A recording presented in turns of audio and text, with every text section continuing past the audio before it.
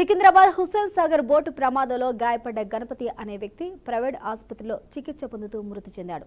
పశ్చిమ గోదావరి జిల్లాకు చెందిన గణపతి హైదరాబాద్లో డ్రైవర్గా పనిచేస్తూ జీవనం సాగిస్తూ ఉన్నాడు. అయితే హుస్సేన్ సాగర్లో జరుగుతున్న భరతమాత మహాహారతి కార్యక్రమానికి వచ్చిన గణపతి బోట్లో ఉండగా ఒక్కసారిగా బాణాసంచా పడి మంటలు చెలరేగడంతో శరీరం పూర్తిగా కాలిపోయింది.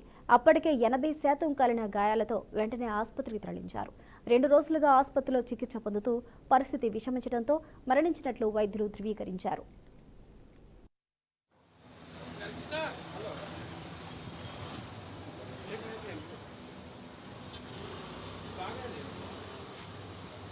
నాకు జరగండి బ్రదర్.